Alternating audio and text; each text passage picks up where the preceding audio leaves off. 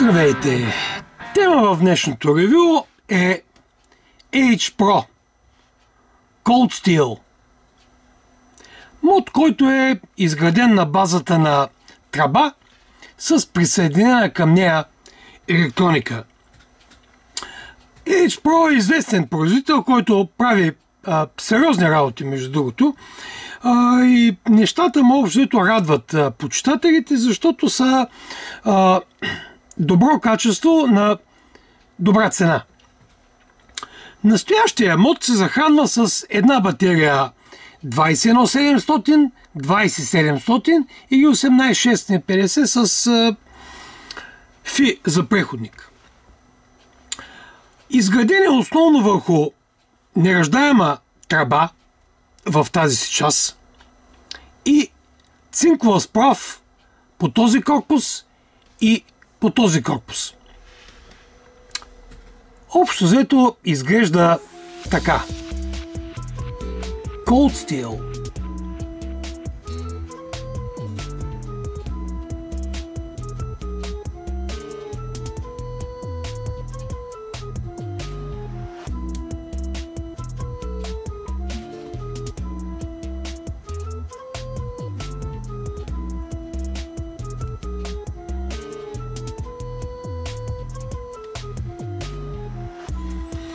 Добре изглеждаш и добре стояш в ръката.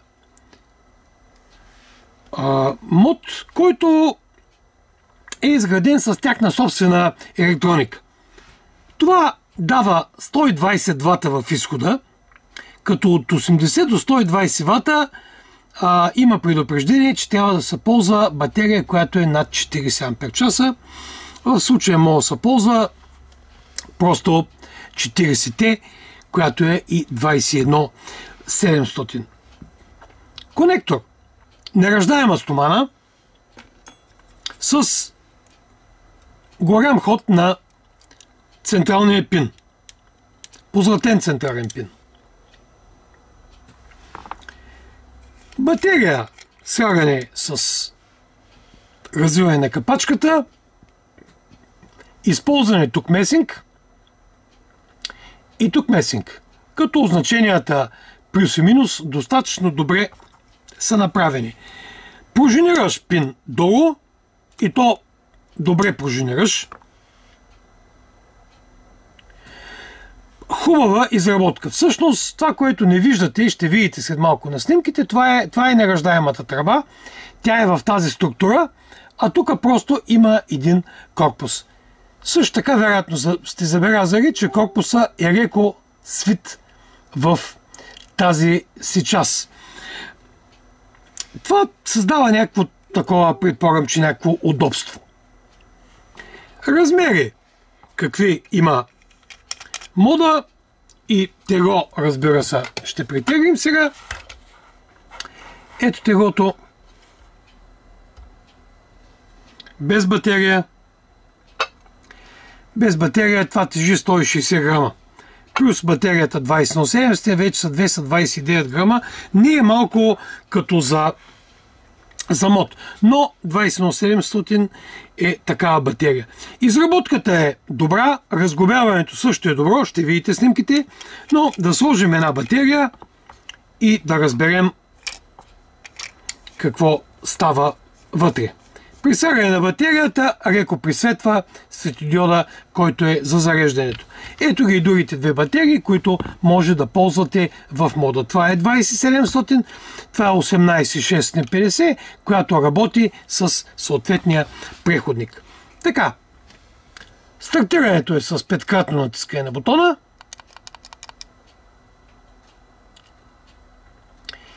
И ето ни в менюто. При включването между различните режими става с 3-кратно натискане. Температура, кръв, това определя променлив ватаж, да го нарека, в изхода през някакъв период от време, като тук те са направени готови. 3 вида готови криви. Така, това е байпаса, изход в волтове и тук се връщаме. Разбира се, в температурен контрол, ето никел, стомана, титан и ръчен ТЦР. И се връщаме обратно. Тук, примерно, когато изберем стомана, съответно, тук е момента да настроим мощността. След това мощността не може да се настройва, блокиране. Така, и ето ни в този режим. И разбира се, режим Power, където може да изберем Normal, Soft и Strong. Това са начините за преподгрев. Normal няма преподгрев. Soft има от по-малък ватаж, отколкото е зададен, така нареченото меко тръгване, и хард тръгването или Strong, както е написано тук, това е с повече ватове, отколкото са означени тук. Мода сам си ги определя. Така, измерването на съпротивлението го прави доста точно. Вижте и характеристиките от тестовете.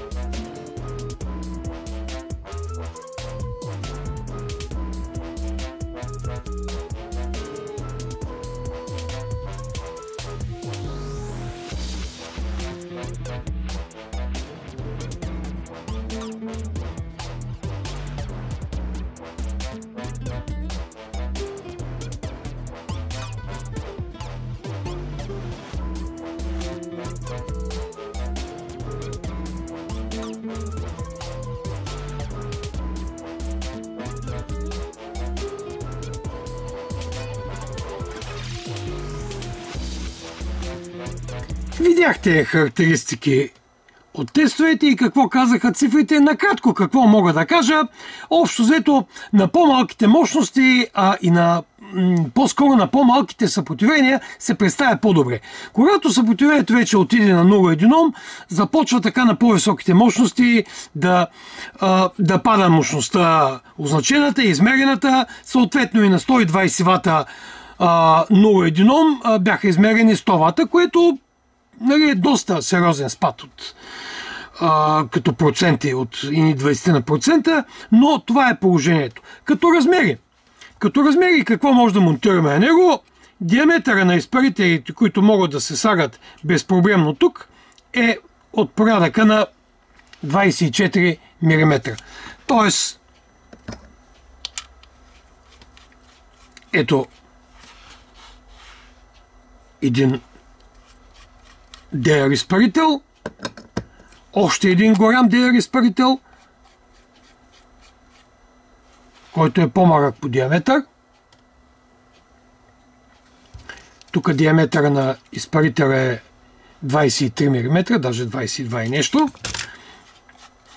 Разбира се, може да монтирате ентелски изпарител или просто по-къс изпарител. Ето един по-къс изпарител. Удобен за държане, здраво направен в интерес на истината, защото вътрешната му конструкция е много сериозна. Тук е електрониката, която се фаща тук с 4 винта. Тя цялата се маха настрани и тук отзад цялото е в електроника.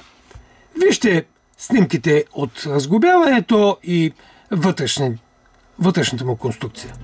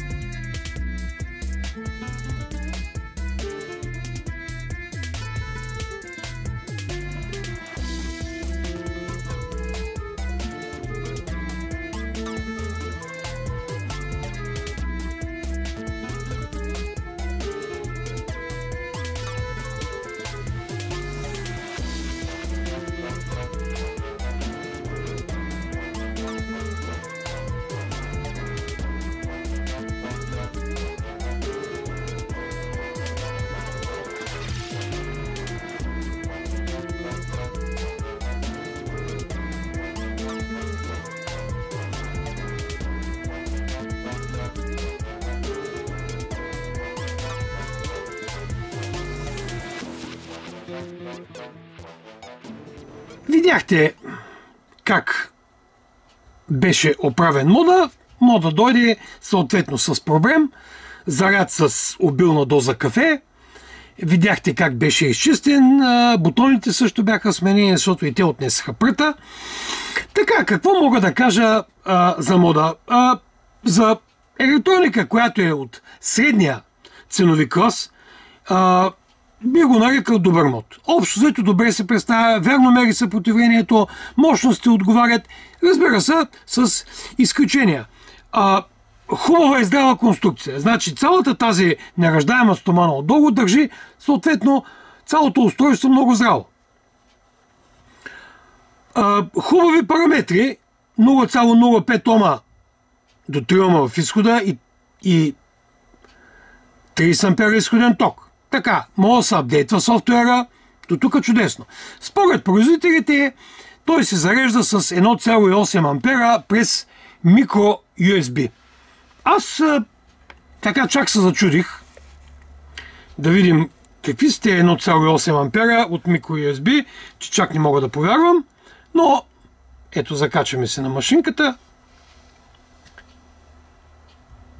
Мода започва да зарежда и виждаме, че в момента зарежда с 1,46 ампера, което означава, че при положение, че батерията е доста заредена.